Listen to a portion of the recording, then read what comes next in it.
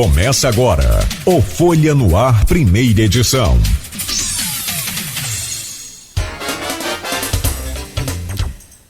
Quinta-feira, 21 de maio de 2020.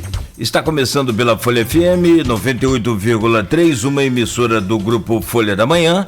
Mais um programa Folha no Ar, primeira edição. A partir de agora, tudo que você precisa saber para ficar bem informado e, de preferência, se possível, ficar em casa. Acompanhe este programa já pela rádio Folha FM 98,3, como eu já falei, pelo streaming de vídeo em nosso site oficial folhafm98.com.br, pelo Face e pelo YouTube.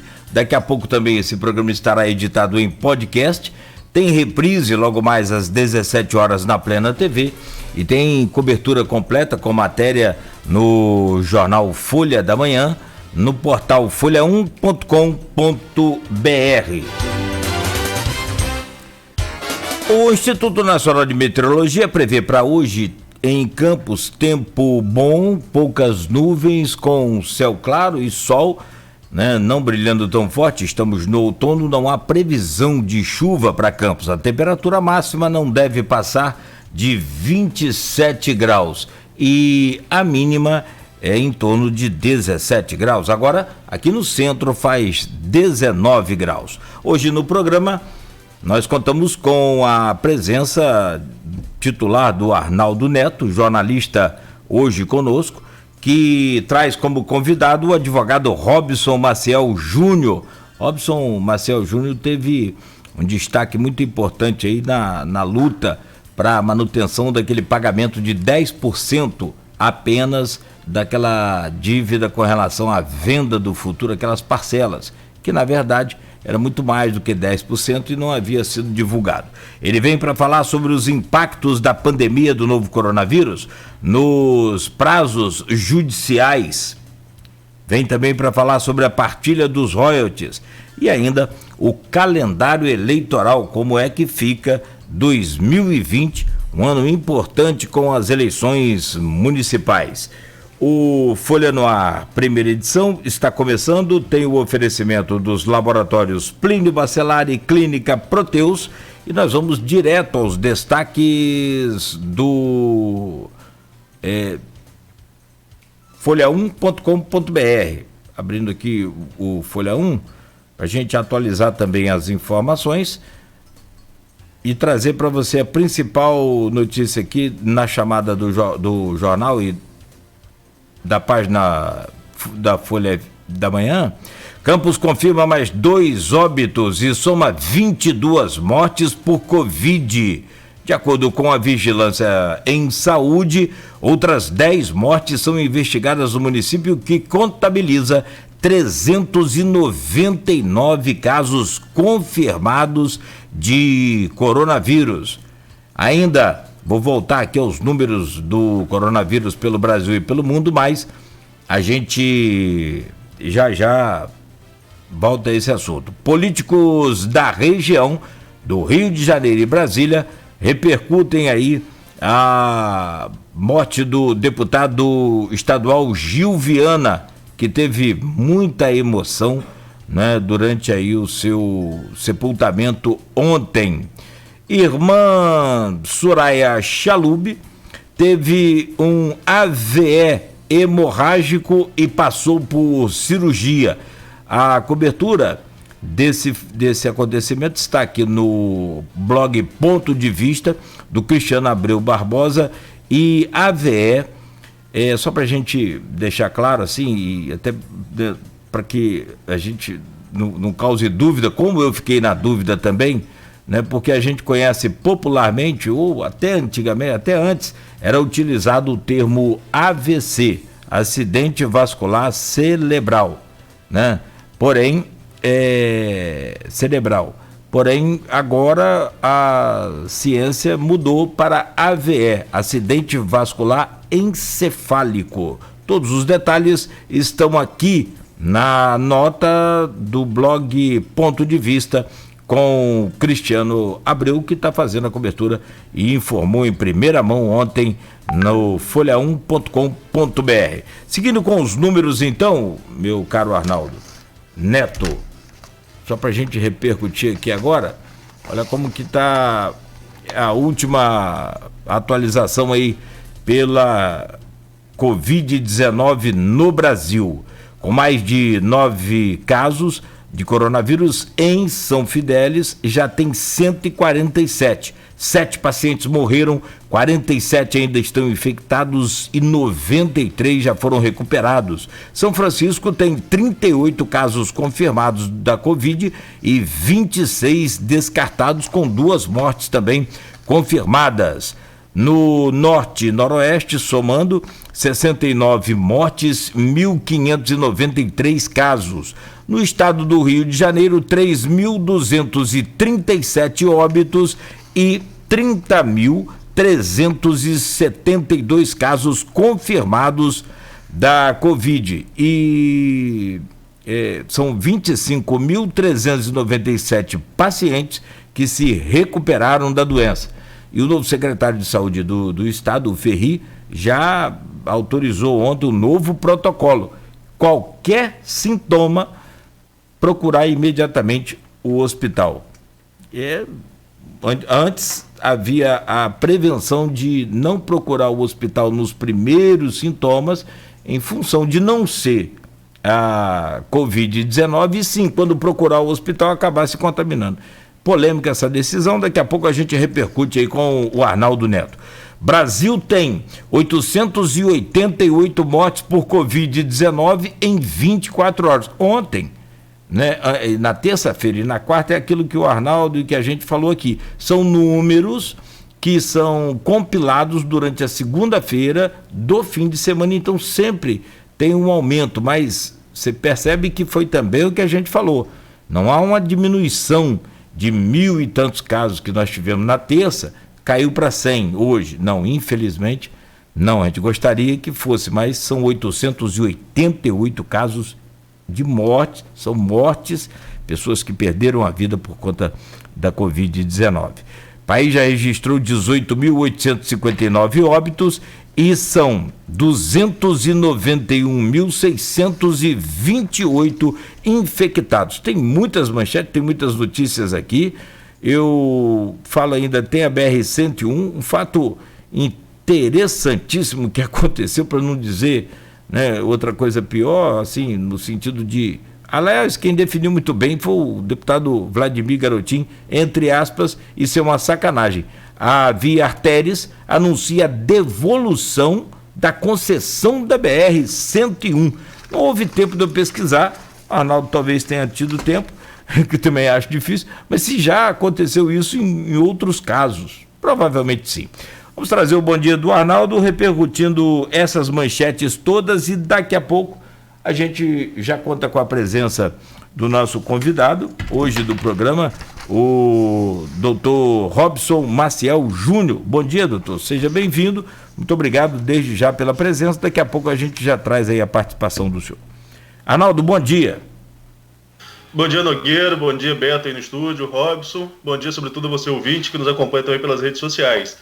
Nogueira, a gente sempre falou aí algumas manchetes, né, sempre essa questão aí do avanço do coronavírus está abrindo o programa, porque é o assunto mais comentado em todos os telejornais, todos os noticiários, né, até porque, infelizmente, a curva ainda é crescente.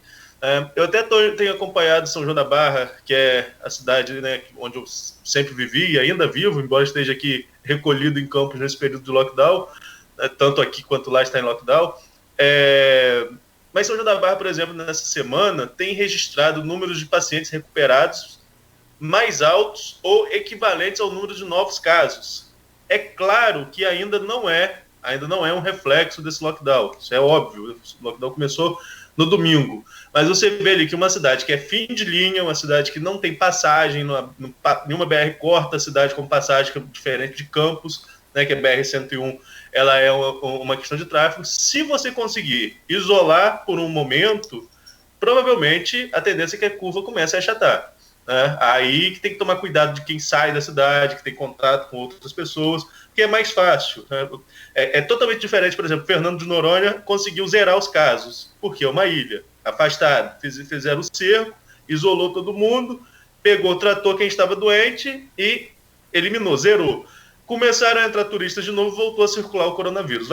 Infelizmente, vai ser por muito tempo assim, até que se encontre uma vacina, até que se encontre uma cura para essa questão viral.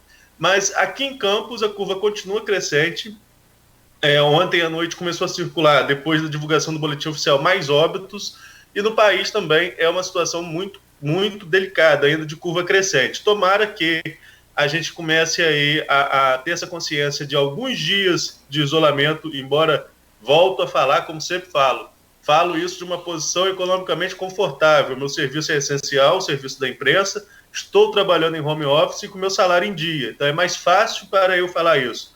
Entendo e compreendo a situação dos autônomos, a situação dos empresários, a situação de quem precisa levar o pão de cada dia tem que trabalhar para levar o pão para casa. A gente entende e compreende isso, mas é muito arriscado nesse momento se abrir o comércio de maneira geral. Estava assistindo o Bom Dia Rio aqui, o Cláudio, antes da gente entrar no ar, e Niterói começou a fazer aí a reabertura dos locais públicos e do comércio de forma gradativa. E vai ser assim em todas as cidades, entendeu? Vai ser uma questão gradativa, não vai ser o fim do lockdown na segunda-feira, no caso aqui de Campos e de São João da Barra. Não vai ser imediato o fim do lockdown, vai ser gradual. Né? Vai liberar o uso de espaços públicos, vai liberar a abertura do comércio, resguardando ali a questão de higiene e não gerar aglomeração dentro das atividades, dentro desses espaços comerciais. Tudo isso vai ser gradual, não vai ser da noite para o dia. Até porque, se for da noite para o dia, demonstra que não havia necessidade de um lockdown. Né? Se você reabre tudo no outro dia, uma semana de isolamento, no outro dia abre tudo. Demonstra que não havia tal necessidade de uma medida tão dura de isolamento social. Então é tudo gradual e a gente vai começar a retomar aí, acredito eu, que nas próximas semanas. Na próxima semana aqui em Campos, deve ser prorrogado, inclusive, o lockdown. A perspectiva que nos mostra é essa, porque o nível de isolamento ainda está muito baixo. Estávamos conversando aqui fora do ar, né, Cláudio? Nós dois estávamos falando que aqui no centro parece, sim, que muita gente aderiu, sim, ao lockdown. Eu fui ao supermercado em Pim ontem, né? Alguns dias precisando e avisando que ia. Ontem eu fui, mas fui perto do fechamento. Fui 8h30. E eu acho que as pessoas têm que começar a fazer isso também. Pensar nos horários que vai sair de casa. Eu fui perto do horário de fechamento, 8h30, vazio, não tive contato com quase ninguém. Né? Fui lá, fiz as compras que precisava fazer, voltei para casa. Perfeito. Movimento quase nenhum na rua. Aqui no centro. É isso aí, na área central. Aqui no centro. Agora, como que está nos bairros, como que a situação está acontecendo nos bairros, nos distritos, aí fica, né, difícil da gente acompanhar. Eu tenho um relato aqui, aliás, vários, né? Relatos sobre questão dos bairros, e até o próprio Amaral, que é o secretário de Segurança de Campos, ele revelava para a gente aqui essa semana, durante a entrevista, que havia sim uma previsão de que, se fechando o centro, aumenta o volume, aumenta o movimento nos bairros. Arnaldo, eu penso assim, de forma muito simples, nem se você colocar o Exército, porque aí teria que colocar o Exército em várias cidades, aí também iria acontecer o mesmo problema que há hoje em Campos, em Niterói, em todas as cidades, iria faltar, né, naturalmente, fiscalização, faltar contingente, mas o que mais vale mesmo é a consciência de cada um. Ontem, o Beto, por exemplo, mora no Jockey. Ele, não sei se você tem imagem, mas passou lá, foi o quê? Uma praça, a pracinha do Jockey. Normal, dia praticamente que normal, o pessoal tomando aquela cervejinha, happy hour, aquela coisa toda. Então, assim, é claro que... E aí, daí a pouco chega a pergunta pra gente de um morador do Jockey, que é o que mais tem acontecido agora, é assim, desde terça, ontem, quarta-feira, o pessoal está perguntando muito. Nogueira, vai ter prorrogação desse lockdown? Vai ter prorrogação? Depende de você, depende de mim, depende de nós. Se a gente ficar devidamente cumprindo o lockdown, não creio que vai ter prorrogação por muito mais tempo. Exato. Depende muito dessa questão do isolamento. Campos era a pior cidade do estado do Rio com índice de isolamento social, desse monitoramento que é feito. Mas vamos avançando um pouquinho na pauta, vamos esperar as definições das autoridades da área de saúde e também do próprio prefeito com relação a isso.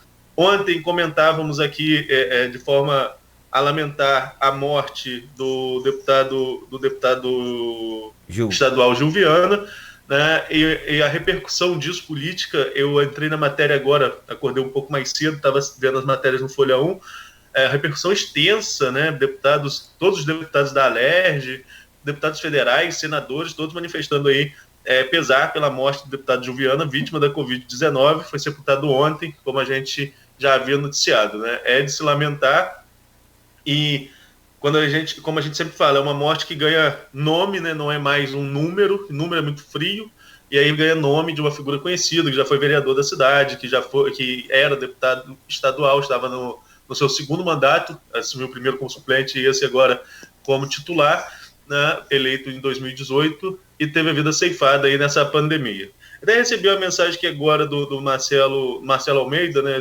Conhece Marcelo, né, Nogueira? Diretor ali do Agrícola.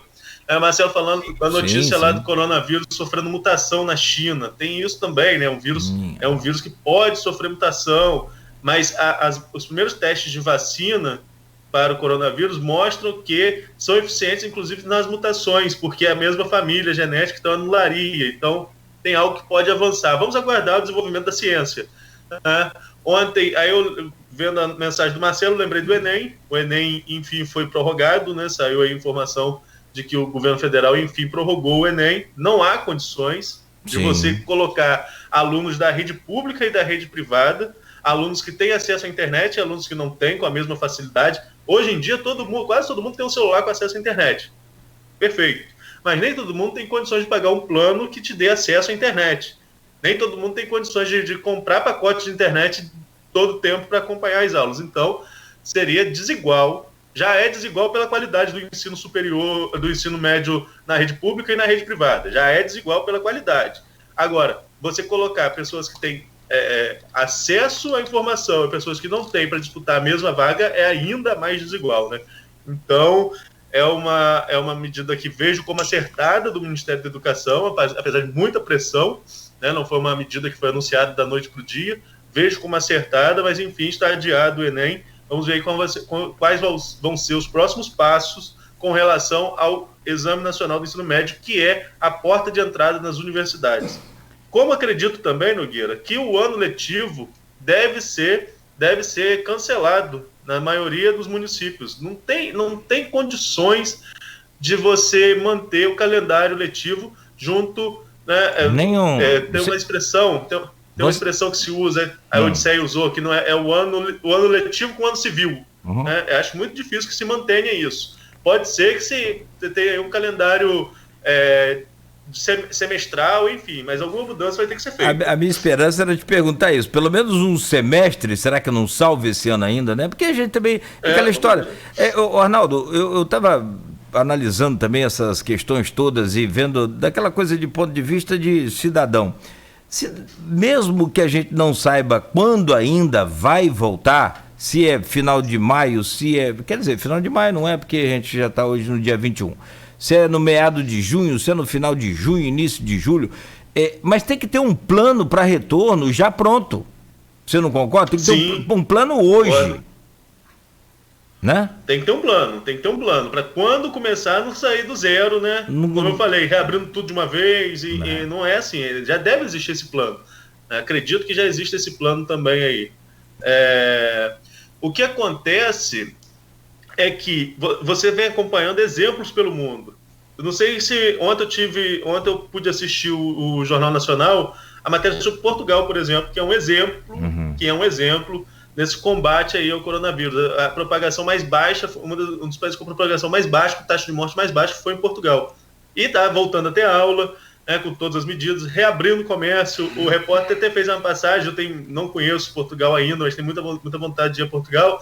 Ele fez a passagem comprando um pastelzinho de Belém, que estava 2 meses sem poder ninguém comprar, né, o tradicional pastel de Belém. A passagem dele foi em frente a uma confeitaria, comprando o tradicional pastel de Belém. Então, assim, até o comércio está voltando aos poucos, mas até com a retomada permitida, o movimento ainda é baixo nas ruas de Portugal. As pessoas estão retomando aos poucos, é uma questão de conscientização, né? Então, lá já tem condições de se retomar gradativamente. Acredito que, se a Europa está voltando agora, se a gente pegar um paralelo, pode ser que daqui a 1-2 meses o Brasil comece a voltar, né, fazendo um paralelo de tempo.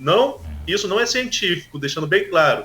Se a gente pegar um paralelo de como foi na Europa e como está sendo assim, pode ser que se a gente conseguir achatar a curva, daqui a 1-2 meses o país comece a retomar. Só tem uma grande diferença nisso tudo. Portugal tem uma população bem menor que a nossa, né? Acho que são 10 milhões, se não me foge. Deixa eu até abrir, eu estou com uma tabela aberta aqui, deixa eu ver se eu acho Portugal nessa tabela, mas eu acho que são 10 milhões de habitantes. Então, é isso mesmo. Então, e lá, total de casos, 29 mil. E acabou. Não tem. Número de mortos em Portugal, 408.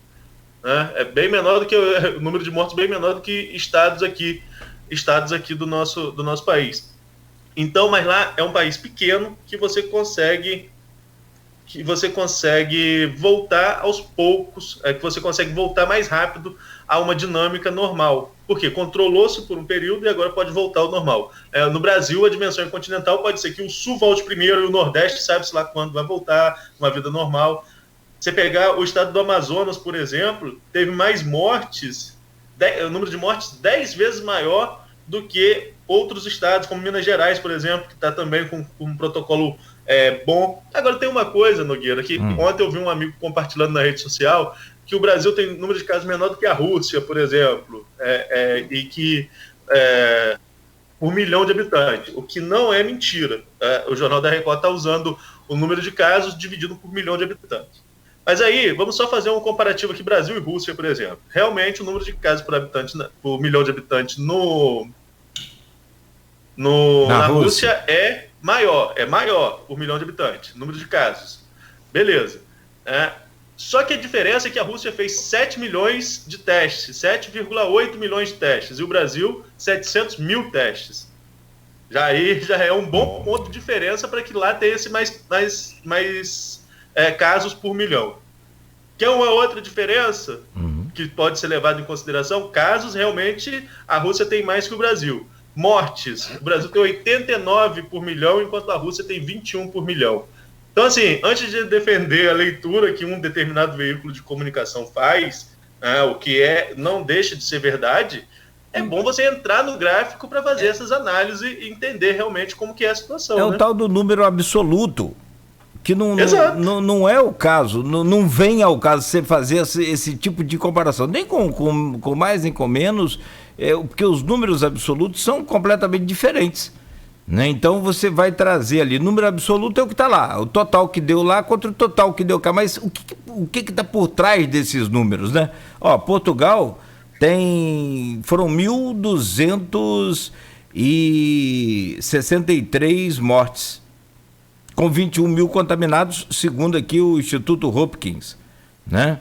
Então, assim, aí você fala do lado de Portugal, vizinho Portugal mesmo ali, divisa a Espanha, 27 mil, mais de 30 mil, isso aqui ainda está atrasado. Sim. A diferença de praticamente claro que aí diminui, mas não dá para comparar números totais, mas dá para você comparar, por exemplo, ações como essa de que Portugal fez. Ele não se antecipou, ele fez o que precisava fazer, só isso. Exato, né? Aí tem um comentário da Cassiana, acho que Higino, o sobrenome, né? Falando que o número de mortos do Brasil comparado à Rússia é maior no Brasil, justamente porque a gente estava colocando, né? Por milhão de habitantes é bem maior que no Brasil. Então, assim, você pegar o número de casos e dividir por milhão num país que testa 10 vezes mais que o nosso, né? 700 mil a 7 milhões, é bem provável que realmente lá tenha mais casos. Agora, o número de mortes nosso é assustador. Tem alguns comentários aqui, o negócio que a gente entra no Facebook, sai e some alguns, né? O Maurício Purel Batista estava aqui perguntando a minha opinião sobre algum assunto, mas eu não consigo mais ver o comentário dele. Teve também a exoneração na cultura, né? Mais uma mudança na cultura. Saiu aí a Regina Duarte, acho que o casamento não durou tanto, que para quem lembra daquele período de namoro, foi o namoro, noivado, assumiu o compromisso e até o casamento, mais uma exoneração no governo Bolsonaro, o que é direito dele de nomear e exonerar quem ele quiser, mas causa uma instabilidade administrativa muito grande. Eu acho que o Maurício me perguntava era sobre a questão da cloroquina, né, desse novo protocolo. É o que o presidente queria desde o início, a minha opinião é essa, que o presidente queria desde o início, mas eu não sei se o médico na ponta... Achei a pergunta dele aqui, posso fazer? Sim. É isso mesmo, só que ele põe um negócio aqui interessante. Qual a sua análise desse protocolo de uma forma ditatorial do presidente para liberar a cloroquina? Eu não vejo como ditatorial, não. Eu acho que o presidente eleito ele tem até o direito de assinar alguma coisa assim. O problema é quem vai dar embasamento científico a isso. E como que na ponta o médico vai trabalhar com essa situação. Se eu fosse médico, eu não sei se eu seguiria um protocolo vindo de cima para baixo se eu achasse que não era necessário.